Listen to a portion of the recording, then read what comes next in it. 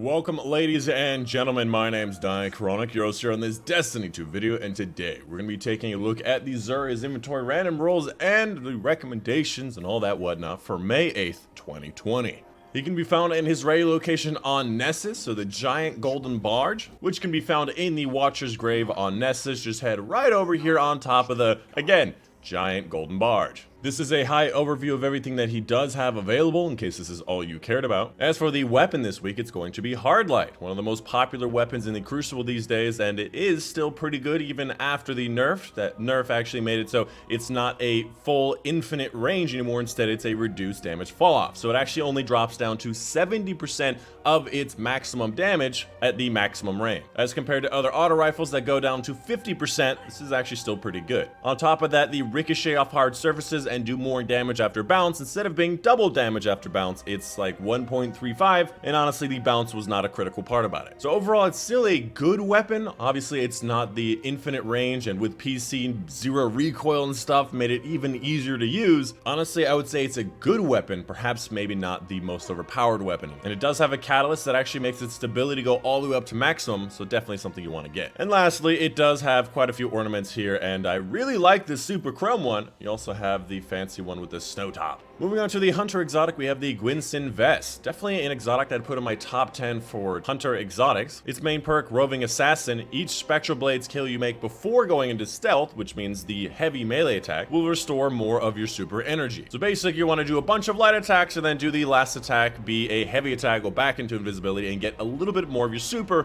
allowing you to use your super for a longer period of time. Now this is nowhere near as good as it used to be when it was absolutely dominating, but if you are using Way of the Wraith and you don't know what kind of exotic to use, you know, you're not using Wormhusk or Stompies, this is a good option. As far as the role goes, primary and intellect is perfect for this exotic, and then the secondary in, I guess another primary in mobility, works really well for hunters. So definitely above average role for an above average exotic that has an ornament that I don't have. Moving on to the Titan exotic, we have the Hallowfire Heart, one of my favorite exotics in Destiny 2, the number 2, I believe I placed it at, number 2 favorite Titan exotic after the Antaeus wards. This thing is just a lot of fun. The Sunfire Furnace improves the recharge rate of your solar abilities, so it makes your melee and grenade charge twice as fast, and then greatly improves the recharge while your super is charged, which brings that up to 4 times as fast for your melee and your grenade. Now obviously this is going to be more of a PvE exotic. Getting regeneration for your solar stuff is just not that great because solars are just not great in Crucible these days. But in PvE, being able to use your grenade and melee so much faster is not only great for Guardian game laurels, it's also just a lot of fun, a great neutral game option, and personally I love using thermite grenades as they do a lot of damage. As far as the role goes, primary and intellect definitely makes a whole lot of sense. Secondary and recovery is nice to have, however I would like to see more into discipline and strength because that is a better, well-rounded out build. But honestly, I'm just surprised that it doesn't have a lot of resilience, which is exactly what you would expect from Titan exotic. Can you stop jumping around? Sounds like you're having sex out there. Who is doing this?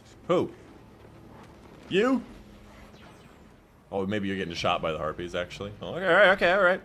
If I could put down a barricade, I would. It's not letting me put one down. And finally, we have the Warlock exotic, Apotheosis Veil. Apotheosis being one of my favorite words of all time, because it basically just means divine or from divinity, and it's just the word apotheosis. It just sounds so impactful. However, it's not that great of an exotic. Immediately regenerate health, melee, grenade, and rift energy upon activating your super, and nearby allies recharge their class ability faster. So it's definitely something that's a net positive, but there's just, in almost every scenario, I'd rather use a different exotic.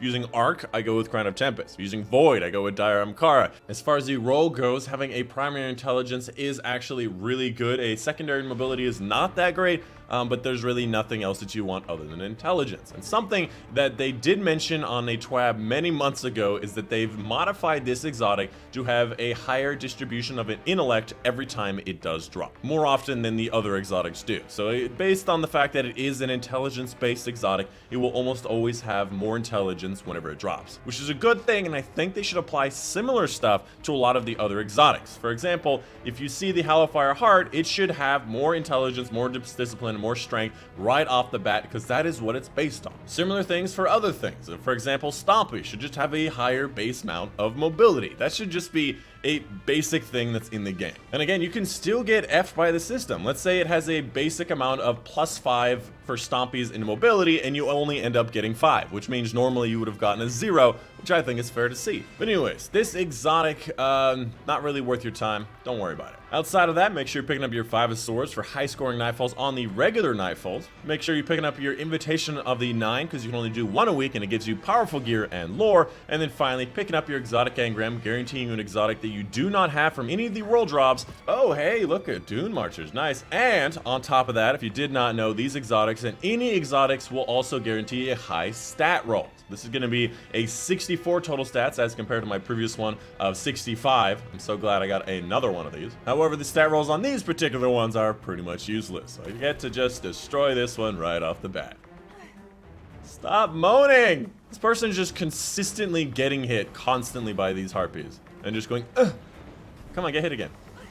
See?